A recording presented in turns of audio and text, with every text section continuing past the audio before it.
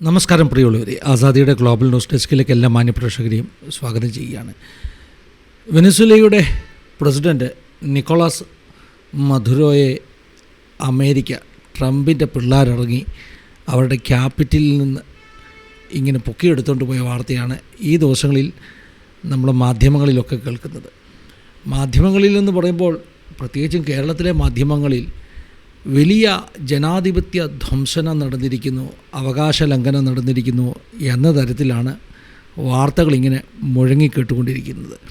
ഞാൻ കഴിഞ്ഞ ദിവസം ഈ വാർത്ത നമ്മുടെ മാധ്യമങ്ങളിലൊക്കെ വന്നപ്പോൾ തന്നെ ആദ്യം ഈ പറഞ്ഞ സംഭവങ്ങൾ, അതായത് ഈ അമേരിക്കയുടെ ആക്രമണമൊക്കെ നടന്നു കഴിഞ്ഞപ്പോൾ മലയാള മാധ്യമങ്ങൾ ആദ്യമായി ഞാൻ കേട്ടപ്പോൾ എനിക്ക് തോന്നി ഭയങ്കര കടുകയാണല്ലോ ട്രംപ് ചെയ്തത്, മറ്റൊരു രാജ്യത്തിൻ്റെ പരമാധികാരത്തിലേക്ക് കടന്നു കയറുകയാണല്ലോ ചെയ്തത് എന്നൊക്കെ തോന്നുവാനിടയായി തീർന്നു. എന്നാൽ ഒരുപക്ഷെ ആസാദിയുടെ പ്രേക്ഷകർക്ക് ഓർമ്മയുണ്ടാകും, ഈ പ്രാവശ്യത്തെ നോബൽ പ്രൈസ് വിന്നർ എന്ന് പറഞ്ഞത് വെനസ്വേലയുടെ പ്രതിപക്ഷ നേതാവാണ് മാരിയോ മച്ചാദോ. ഞാൻ ആ നോബൽ പ്രൈസ് വിന്നിങ്ങിൻ്റെ സമയത്ത് ഒരു വാർത്ത നമ്മുടെ ചാനലിൽ ചെയ്തിരുന്നു. എന്താണ് ശരിക്കും വെനസ്വേലയിൽ നടക്കുന്നത്, അവിടുത്തെ ജനാധിപത്യ വിരുദ്ധമാകുന്ന പ്രവർത്തനങ്ങൾ, പ്രത്യേകിച്ചും ഈ മാരിയായ്ക്ക് നോബൽ പ്രൈസ് കിട്ടാൻ കാരണം തന്നെ ജനാധിപത്യ സംരക്ഷണത്തിന് വേണ്ടിയുള്ള ആ സ്ത്രീയുടെ പോരാട്ടത്തിൻ്റെ ഭാഗമായിട്ടാണ്. അപ്പോൾ അങ്ങനെ ഒരു അറിവ് വെനസ്വേലയെക്കുറിച്ച് നേരത്തെ തന്നെ ഉള്ളതുകൊണ്ട് എനിക്ക് ഈ മലയാളി മാധ്യമങ്ങൾ പറയുന്ന വാർത്തകളിൽ അത്ര വിശ്വാസം പോരാതെ വന്നു. അപ്പോൾ ഞാനിങ്ങനെ ഒന്ന് അന്വേഷിച്ച് നോക്കി, ശരിക്കും വെനസ്വേലയിൽ എന്താ സംഭവിച്ചത്, സത്യം എന്താണ്. ഈ മാധ്യമങ്ങൾ, ന്യൂസ് ചാനൽസ്, പ്രത്യേകിച്ചും അല്പം ഇടത് ചായ്വുള്ള ന്യൂസ് ചാനൽസ് നമ്മൾ കണ്ടാൽ സത്യമായിട്ടുള്ള വാർത്ത അറിയത്തില്ല എന്നുള്ളതിൻ്റെ ഏറ്റവും നല്ല ഉദാഹരണമാണ് ഇപ്പോൾ ഈ വെനസ്വേലയിലെ സംഭവങ്ങൾ. കൃത്യമായിട്ട് പറഞ്ഞാൽ വെനസ്വേല എന്ന് പറയുന്ന രാജ്യത്ത് ഈ പറയുന്ന ജനാധിപത്യമൊന്നും ഇല്ലായിരുന്നു. അവിടെ ഈ നിക്കോളാസ് മദുരോയുടെ ഒരു ഏകാധിപത്യം തന്നെയായിരുന്നു ഉണ്ടായിരുന്നത്.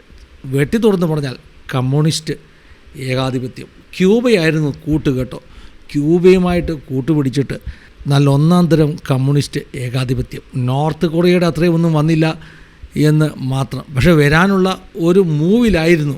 എന്തായാലും അമേരിക്ക കയറി പൊട്ടിച്ചതുകൊണ്ട് ഒരു നോർത്ത് കൊറിയൻ സ്റ്റൈൽ കമ്മ്യൂണിസ്റ്റ് രാജ്യം ഭൂമിയുടെ മുഖത്തുണ്ടാകാനുള്ള സാധ്യത ഒന്ന് കുറഞ്ഞു എന്നുള്ളതാണ് ഈ ഉണ്ടായ സംഭവങ്ങളിലൊക്കെ ഏറ്റവും സത്യമായ വാർത്ത. ഞാൻ കഴിഞ്ഞ പ്രാവശ്യം ഈ നോബൽ പ്രൈസ് വിന്നറിനെ സംബന്ധിച്ച് വീഡിയോ ചെയ്തപ്പോൾ അവിടെ നടക്കുന്ന ജനാധിപത്യ ധ്വംസനങ്ങളെക്കുറിച്ച് ഞാൻ പറഞ്ഞിരുന്നു. അതായത് ഇലക്ഷനൊക്കെ ഉണ്ട്, ഇലക്ഷൻ ഉണ്ടെങ്കിലും ആ ഇലക്ഷനൊക്കെ അട്ടിമറിക്കപ്പെട്ട ഇലക്ഷനാണ്. ജനം വോട്ട് ചെയ്യുന്നവരൊന്നുമല്ല ജയിക്കുന്നത്, പ്രതിപക്ഷത്തെ നിഷ്ക്രിയമാക്കിക്കൊണ്ടുള്ള ഇലക്ഷനൊക്കെയാണ് അവിടെ സംഭവിക്കുന്നത്. ഇനി ഒരു കാര്യം കൂടെ പറഞ്ഞു കഴിഞ്ഞാൽ, അതായത് ഈ ഓപ്പൺ ഡോർസ് പ്രോസിക്യൂഷൻ്റെ ഒരു വാച്ച് ലിസ്റ്റ് എല്ലാ വർഷവും പുറത്തിറക്കും. നിങ്ങൾക്കറിയാമോ, വെനസ്വേല മതസ്വാതന്ത്ര്യമില്ലാത്ത ഒരു ദേശമാണ്. മാത്രമല്ല ക്രിസ്ത്യാനികൾ പീഡിപ്പിക്കപ്പെടുന്ന കാര്യത്തിൽ, പെർസിക്യൂട്ടഡ് ചർച്ചിൻ്റെ കാര്യത്തിൽ ഏറ്റവും മുൻപന്തിയിൽ നിൽക്കുന്ന സ്ഥലമാണ് വെനസ്വേല.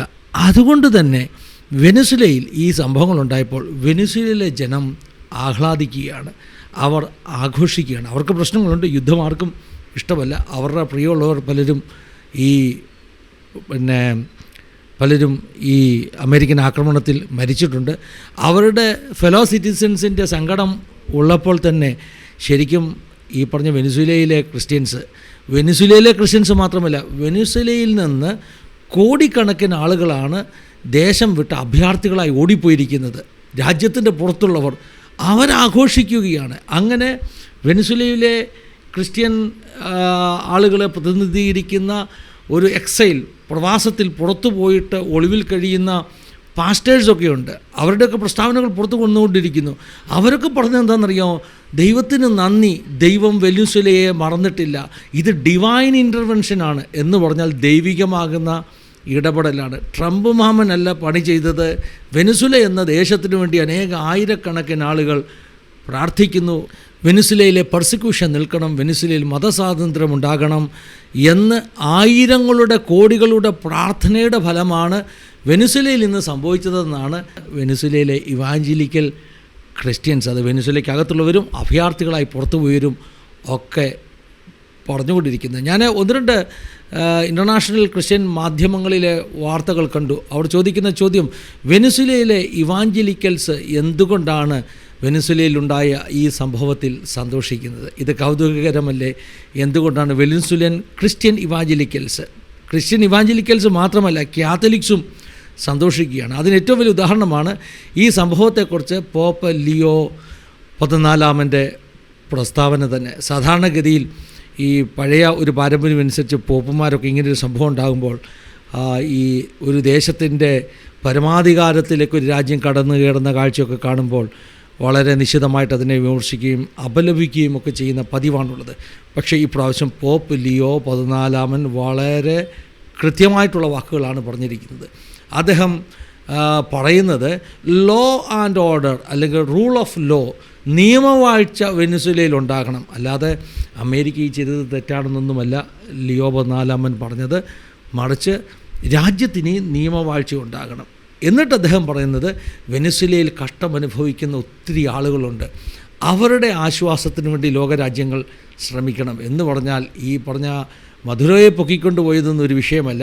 വെനിസ്വേലയിൽ ഇന്ന് അനുഭവിക്കുന്ന വലിയ പ്രശ്നങ്ങളുണ്ട്. അതായത് ആ രാജ്യം അരാജകത്വത്തിലൂടെ കടന്നുപോയിക്കൊണ്ടിരിക്കുകയാണ്. ആ രാജ്യത്ത് കഷ്ടമനുഭവിക്കുന്നവർക്ക് സമാധാനമുണ്ടാകണം എന്നുള്ള ഒരു സന്ദേശമാണ് ലിയോ 14 പോലും പറഞ്ഞത്. അപ്പോൾ ലോകത്തിൽ ഉന്നതരാകുന്ന നേതാക്കന്മാരൊക്കെ, ബില്ലി ഗ്രഹാമിൻ്റെ മകൻ ഫ്രാങ്ക്ലിൻ ഗ്രഹാം ഒത്തിരി ജീവകാരുണ്യ പ്രവർത്തനങ്ങളൊക്കെ നടത്തുന്ന ആളാണ്. ഇപ്പോൾ വെനിസ്വേലയിലെ ഈ പറഞ്ഞ യുദ്ധസമാനമാകുന്ന സിറ്റുവേഷനിലൂടെ കടന്നു പോകുമ്പോൾ അവിടെയൊക്കെ ഒത്തിരി എയ്ഡ് എത്തിക്കുന്ന കാര്യത്തിൽ മുമ്പിൽ നിൽക്കുന്ന സംഘടനയാണ് ഫ്രാങ്ക്ലിൻ ഗ്രഹാമിൻ്റെ സംഘടന. പക്ഷേ ഫ്രാങ്ക്ലിൻ ഗ്രഹാം പോലും ഈ നടപടിയെ വളരെ ശക്തമായിട്ട് പിന്തുണച്ചിരിക്കുന്നു. കാരണം വർഷങ്ങളായിട്ടുള്ള മതപീഡനത്തിന്, അനേക ദൈവമക്കളുടെ പ്രാർത്ഥനയ്ക്കുള്ള മറുപടിയാണ് വെനിസ്വേലയിൽ സംഭവിച്ചത്. വെനിസ്വേലയിൽ സ്വാതന്ത്ര്യവും വെനിസ്വേലയിൽ മതസ്വാതന്ത്ര്യവും പുനഃസ്ഥാപിക്കപ്പെടുമെന്നുള്ള പ്രതീക്ഷയാണ് ഇന്ന് ലോകം മുഴുവനുള്ള വെനിസ്വേലിയൻ ഇവാഞ്ചലിക്കൽ ക്രിസ്ത്യൻസിന്, അതായത് അഭയാർത്ഥികളായി പുറത്തു പോയവരും ഒക്കെയായിട്ടുള്ള വെനിസ്വേലിയൻ ഇവാഞ്ചലിക്കൽ ക്രിസ്ത്യൻസിന് ഇന്ന് ഉണ്ടായിരിക്കുന്നത്. അതാണ് യഥാർത്ഥ ചിത്രം എന്ന് പറയുന്നത്. ഞാൻ പറഞ്ഞല്ലോ, ഇത് കമ്മ്യൂണിസ്റ്റ് രാജ്യമാണ്, അവിടെ മതസ്വാതന്ത്ര്യമൊന്നുമില്ല. ക്യൂബയെപ്പോലെ ചൈനയെപ്പോലൊക്കെ തന്നെ നിരീശ്വരവാദമാണ് അവരുടെ മതമെന്ന് പറയുന്നത്. അതുകൊണ്ട് തന്നെ വെനിസ്വേലയും അതേ പാതയിൽ തന്നെയായിരുന്നു. ഇപ്പോൾ ഇവിടെ വളരെ പ്രധാനപ്പെട്ട ഒരു കാര്യം ഡിസ്കസ് ചെയ്യേണ്ടതായിട്ടുണ്ട്. എന്തുകൊണ്ടാണ് അമേരിക്ക ഈ സമയത്ത് വെനിസ്വേലയിൽ ഇങ്ങനെയൊരു കടുങ്കൈ ചെയ്തത്? ഒരു രാജ്യത്ത് കയറി അവരുടെ പ്രസിഡൻറ്റിനെ പൊക്കിക്കൊണ്ട് പോകുകയെന്ന് പറഞ്ഞാൽ അത് എളുപ്പമുള്ള കാര്യവുമല്ല, അങ്ങനെ ആരും ചെയ്യത്തുമില്ല. അമേരിക്ക പണ്ടും ചെയ്തിട്ടുണ്ട്. പണ്ട് ഒസാമ ബിൻ ലാദനെയാണ് അമേരിക്ക മറ്റൊരു രാജ്യത്ത് കയറി ആരും അറിയാതെ പൊക്കിക്കൊണ്ട് പോയത് അല്ലെങ്കിൽ തീർത്തത്. ഇതുപോലെ തന്നെയാണ് ഇപ്പം ഈ മധുരയുടെ കാര്യത്തിലും ഉണ്ടായിരിക്കുന്നത്. അമേരിക്കയുടെ ഒരു പവറാണ് കേട്ടോ, അവർക്കേ അങ്ങനെയുള്ള ഓപ്പറേഷനൊക്കെ ചെയ്യാൻ പറ്റത്തുള്ളൂ. എനിക്ക് തോന്നുന്നു ഇസ്രായേലും ഒരു പക്ഷേ ഇത്തരം ഓപ്പറേഷൻസിലൊക്കെ മിടുക്കരാണ്. നമ്മുടെ ഇന്ത്യ ഈ അടുത്ത സമയത്തായിട്ട് മറ്റ് രാജ്യങ്ങളൊക്കെ കയറി പൊട്ടിക്കാൻ തുടങ്ങിയിട്ടുണ്ടെന്ന് വാർത്തകൾ കാണുമ്പോൾ നമുക്കും തോന്നി തുടങ്ങിയിട്ടുണ്ട്. അപ്പോൾ ഇപ്പോഴത്തെ ഒരു ഫാഷനാണ് മറ്റൊരു രാജ്യത്തിൻ്റെ സോവർജിനിറ്റിയിൽ കയറിയിട്ട് പൊട്ടിക്കുക എന്നുള്ളത് ഒരു ഫാഷനാണ്. അത് ഇന്ത്യയും ചെയ്യുന്നു, ഇസ്രായേലും ചെയ്യുന്നു, അമേരിക്കയും ചെയ്യുന്നു. ഇപ്പോൾ ഈ ഒരു സംഭവം കഴിഞ്ഞപ്പോൾ അമേരിക്കൻ പ്രസിഡൻറ്റ് പറഞ്ഞത് അമേരിക്കയ്ക്ക് മാത്രമേ ഇങ്ങനെയൊക്കെ ചെയ്യാൻ പറ്റത്തുള്ളൂ. ഏതായാലും ഒരു കാര്യം ഉറപ്പാണ്, അമേരിക്കയുടെ ശക്തി, അതായത് അവരുടെ മിലിറ്ററി പവർ ഭയങ്കരമാണ്. ഒരു രാജ്യത്തിൻ്റെ അകത്ത് കയറി അവരുടെ പ്രസിഡൻറ്റിനെ എടുത്തുകൊണ്ട് പോവുക എന്നൊക്കെ പറഞ്ഞാൽ അത് ഭയങ്കരമാണ്. ഒരുപക്ഷേ ഇസ്രായേലിനൊക്കെ അങ്ങനെ ചെയ്യാൻ പറ്റും. ഇന്ത്യക്ക് അങ്ങനെ ചെയ്യാൻ പറ്റുമോ നമുക്കറിയില്ല. ഇങ്ങനെയുള്ള വീഡിയോകളുടെയൊക്കെ താഴെ, അതായത് ഈ പറഞ്ഞ അമേരിക്കയുടെ ആക്ഷൻ സംബന്ധിക്കുന്ന വെനിസ്വേലിയൻ ഒരു ആക്രമണത്തെക്കുറിച്ച് വരുന്ന വീഡിയോകളുടെയൊക്കെ താഴെ, ഇൻ്റർനാഷണൽ വീഡിയോകളുടെ താഴെ തന്നെ ഇന്ത്യക്കാർ വന്നിട്ട് കമൻ്റ് ഇടാറുണ്ട്. അങ്ങനെയാണെങ്കിൽ നമ്മളെ ഇന്ത്യക്കാർക്കും ഇതേ പരിപാടി ഒന്ന് ചെയ്തു നോക്കിയാലോ, നമുക്കെതിരായിട്ടുള്ള ആളുകളൊക്കെ ഇല്ലേ, അവരെയൊക്കെ ഒന്ന് പൊക്കിക്കൊണ്ട് വന്നാലോ എന്നൊക്കെ ചോദിക്കാറുണ്ട്. ഇന്ത്യക്ക് അതിനുള്ള കപ്പാസിറ്റി ഉണ്ടോ എന്ന് എനിക്ക് അറിയത്തില്ല. രസകരമായി ഞാൻ ഒത്തിരി ചിരിച്ച ചില കമൻറ്റുകൾ ചില വീഡിയോയുടെ താഴെ കണ്ടു. അതായത് നമുക്കിവിടെ 1-2 പേരില്ലേ, ആരെങ്കിലും വന്ന് ഇവരെയൊക്കെ ഒന്ന് പൊക്കിക്കൊണ്ട് പോയാൽ, എൻ്റെ പൊന്നു ദൈവമേ, നമ്മുടെ കേരളത്തിലെ പാവം പിടിച്ച പിണറായി വിജയനെ വരെ പൊക്കിക്കൊണ്ട് പോകണമെന്ന് ആവശ്യപ്പെടുന്ന, അല്ലെങ്കിൽ അങ്ങനെ ഫലിതം കലർത്തി, അതായത് ആക്ഷേപ ഹാസ്യത്തോടുകൂടെ സംസാരിക്കുന്ന കമൻറ്റുകൾ വന്നു. ആ കമൻറ്റുകളൊന്നും സീരിയസ് അല്ല, അതുകൊണ്ട് ഒത്തിരി ചിരിച്ചു, അത് വായിച്ചിട്ട് ചിരിച്ചു. എന്തായാലും നമ്മുടെ നാട്ടിൽ നമുക്കിഷ്ടമില്ലാത്ത നേതാക്കന്മാരെ ഇങ്ങനെ ആരെങ്കിലും വന്ന് പൊക്കിക്കൊണ്ട് പോകണമെന്നൊക്കെ ആഗ്രഹിക്കുന്ന ഒരു ട്രെൻഡ് കമൻറ്റുകളിൽ കണ്ടതുകൊണ്ട് പറയുകയാണ്, വെനിസുലയിലെ ആളുകൾ ഇതിലൊക്കെ ഭയങ്കരമായിട്ട് സന്തോഷിക്കുന്നു. കാരണം അവരെ സംബന്ധിച്ചിടത്തോളം അവർക്ക് ജീവശ്വാസം തിരിച്ചു കിട്ടിയതുപോലെയാണ്, സ്വാതന്ത്ര്യം തിരിച്ചു കിട്ടിയതുപോലെയാണ്. പിന്നെ ഞാൻ പറഞ്ഞല്ലോ, എന്തുകൊണ്ടാണ് ഇങ്ങനെയൊരു സമയത്ത് അമേരിക്ക ഈ പണി ചെയ്തത്? ഇതിന് വളരെ പ്രധാനപ്പെട്ട ഒരു കാരണമുണ്ട്. നമുക്കറിയാമല്ലോ, ചൈനയുമായിട്ടുള്ള ഒരു ഉടമ്പടി, ഉഭയകക്ഷി ചർച്ചകൾ നടക്കുകയായിരുന്നു. ചില വളരെ പ്രധാനപ്പെട്ട രാജ്യത്തിൻ്റെ ഡെവലപ്മെൻറ്റ് സംബന്ധിക്കുന്ന രേഖകളിൽ ഒപ്പിട്ടതിൻ്റെ മണിക്കൂറുകൾക്കകമാണ് അമേരിക്ക കയറി അടിച്ചത്. ഇതിൻ്റെ കാരണം എന്ന് പറഞ്ഞാൽ, ഈ വെനിസുല ഭയങ്കരമായിട്ട് നാച്ചുറൽ റിസോഴ്സസ് ഉള്ള ഒരു രാജ്യമാണ്. ക്യൂബ പോലെയല്ല. ക്യൂബയെ അമേരിക്കയ്ക്ക് അത്ര പേടിയൊന്നുമില്ലായിരുന്നു. ക്യൂബയിൽ ആകെയുള്ളത് കരിമ്പാണ്. അതായത് ഈ ലാറ്റിൻ അമേരിക്കയുടെ ഷുഗർ ബൗൾ എന്നാണ് ക്യൂബയെ അറിയപ്പെട്ടിരുന്നത്. അപ്പോൾ ക്യൂബയിൽ ആകെയുള്ളത് പഞ്ചസാര, ക്യൂബൻ പഞ്ചസാര. അപ്പോൾ അത് അമേരിക്കയ്ക്ക് അത്ര പേടിയില്ലായിരുന്നു. പക്ഷേ വെനിസുലയിൽ ഓയിൽ നിക്ഷേപമുണ്ട്, വെനിസുലയും ഗോൾഡുമായിട്ടുള്ള ബന്ധം, ഇങ്ങനെയുള്ള കാര്യങ്ങളൊക്കെ വന്നു കഴിയുമ്പോൾ നാച്ചുറൽ റിസോഴ്സസ് ഒത്തിരി ഉള്ളതുകൊണ്ട് വെനിസുലയെ ഈ പറയുന്ന ജനാധിപത്യ വിരുദ്ധമായൊരു രാഷ്ട്രമായിട്ട് അങ്ങോട്ട് വിട്ടാൽ, അതിന് ചൈനയുടെയും കൂടെ ഒരു കൂട്ട് കിട്ടിയാൽ, ചൈന വരും, വെനിസുലയെ സഹായിക്കും, ഈ നാച്ചുറൽ റിസോഴ്സസ് നന്നായിട്ട് ഉപയോഗിക്കും. വെനിസുല ആ ഒരു റീജിയനിലെ ഏറ്റവും പവർഫുള്ളായിട്ടുള്ളൊരു സാമ്പത്തിക ശക്തിയായിട്ട് മാറും. സാമ്പത്തിക ശക്തിയായിട്ട് മാറുന്നതല്ല അമേരിക്കയുടെ ഭയം, മറ്റൊരു നോർത്ത് കൊറിയയായി അമേരിക്കയുടെ അടുത്ത്, അതായത് ലാറ്റിൻ അമേരിക്കയിൽ ഒരു രാജ്യമുണ്ടാകുന്നു. ഇത് അമേരിക്കയെ ഭയപ്പെടുത്തുന്നു. ശരിക്കും ഈ കരീബിയൻ പ്രദേശങ്ങളിലൊക്കെയുള്ള അമേരിക്കയുടെ ഒരു പ്രഭാവം, ഈ ലാറ്റിൻ അമേരിക്കൻ ദേശങ്ങളിലൊക്കെ ഉള്ള അമേരിക്കയുടെ ഒരു പ്രഭാവം മറ്റൊരു നോർത്ത് കൊറിയ സ്റ്റൈൽ രാജ്യം വെനിസുല അവിടെ ഉയർന്നു വരികയാണെങ്കിൽ അത് വലിയ ഭീഷണിയാണ്. അമേരിക്കയ്ക്ക് മാത്രമല്ല, ലോക സമാധാനത്തിന് തന്നെ ഭീഷണിയാണെന്ന് അമേരിക്ക ഭയപ്പെട്ടു. ശരിക്കും മുളയിലെ നുള്ളിയത് അത്തരം ഒരു ഏകാധിപത്യ ശ്രമത്തെയാണ്. ചൈന വന്ന് ഒപ്പിട്ട് മണിക്കൂറുകൾക്കകമാണ് അമേരിക്ക ഈ ഒരു പ്രക്രിയ ചെയ്തത്. നേരത്തെ തന്നെ അമേരിക്കൻ യുദ്ധക്കപ്പലൊക്കെ അടുത്ത് കിടക്കുകയായിരുന്നു, റെഡിയായിരുന്നു. പക്ഷേ ഇതിൻ്റെ ഏറ്റവും പ്രധാനപ്പെട്ട ഒരു കാര്യം എന്ന് പറഞ്ഞാൽ, ജനാധിപത്യമില്ലാത്ത, മനുഷ്യാവകാശങ്ങൾ ലംഘിക്കപ്പെടുന്ന ഒരു രാജ്യം ആ വിധത്തിൽ കൂടുതൽ മുൻപോട്ട് പോകാനുള്ള സാധ്യതയുണ്ടെന്ന് അമേരിക്ക തിരിച്ചറിഞ്ഞു. ഇപ്രാവശ്യം നോബൽ പ്രൈസ് ആ രാജ്യത്തിന് പോയതൊന്നും വെറുതെയല്ല. അതൊക്കെ വലിയ ഇൻ്റർനാഷണലായിട്ടുള്ള പ്രാധാന്യമുള്ള കാര്യമാണ്. കാരണം ആ വെനിസുലയിലെ ഈ പറഞ്ഞ ജനാധിപത്യ ധ്വംസനത്തെ ലോകത്തിൻ്റെ മുമ്പിൽ എത്തിക്കുവാൻ വേണ്ടി തന്നെയാണ് ഒരു വെനിസുലക്കാരിയാകുന്ന പ്രതിപക്ഷ നേതാവിന് നോബൽ പ്രൈസ് ഒക്കെ ഇപ്രാവശ്യം കിട്ടിയത്. നമ്മുടെ ട്രംപ് പോലും കൊതിച്ചത് ഇപ്രാവശ്യം നോബൽ പ്രൈസ്. പക്ഷേ ഇപ്രാവശ്യം നോബൽ പ്രൈസ് കിട്ടിയത് ഈ പറഞ്ഞ മാരിയ മച്ചാദോയ്ക്കാണ് നോബൽ പ്രൈസ് കിട്ടിയത്. അപ്പോൾ ഞാൻ പറഞ്ഞു വരുന്നതിൻ്റെ ആശയം എന്ന് പറഞ്ഞാൽ, അമേരിക്ക മുളയിലെ എന്ത് ചെയ്തു, ഭാവിയിൽ ഉയർന്നു വരുവാൻ സാധ്യതയുള്ള, ഇപ്പോൾ തന്നെ ജനാധിപത്യ വിരുദ്ധ പ്രവർത്തനങ്ങൾ നടക്കുന്ന, വിധത്തിലും ഏകാധിപത്യമായി നിൽക്കുന്ന, മാത്രമല്ല അമേരിക്കയുടെ ഏറ്റവും വലിയ ആരോപണം, അമേരിക്കയെ തകർക്കുവാൻ അമേരിക്കയിലേക്ക് ഡ്രഗ് കടത്തി വിടുന്നതിൽ വളരെ പ്രധാനപ്പെട്ട പങ്ക് ഈ വെനിസുലിയൻ ഭരണകൂടത്തിനുണ്ട്. എന്ന് പറഞ്ഞാൽ ഒരു രാജ്യത്തിനകത്ത് വളരെ ശക്തമായിട്ട് ഡ്രഗ് കടത്തിവിട്ട് ആ രാജ്യത്തിലെ ജനതയെ, യുവതയെ മുഴുവൻ ഡ്രഗിന് അഡിക്റ്റഡ് ആക്കി ആ രാജ്യത്തിൻ്റെ അടിസ്ഥാനം തകർക്കാനുള്ളൊരു ശ്രമം, ഇതാണ് അമേരിക്കയുടെ വാദം. അപ്പോൾ ഇതൊന്നും വെറുതെ പറയുകയില്ല.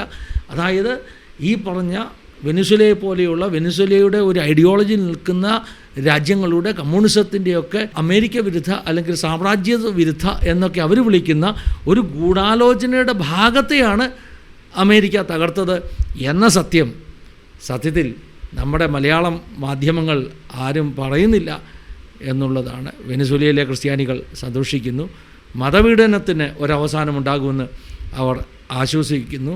പെർസിക്യൂഷൻ ലിസ്റ്റിൽ വെനിസുലയുടെ പേര് അടുത്ത നാളുകളിൽ മാറും എന്ന് നമുക്കും പ്രതീക്ഷിക്കാം. ഇത് നമുക്ക് തരുന്ന വലിയ ഒരു ആശയമുണ്ട്.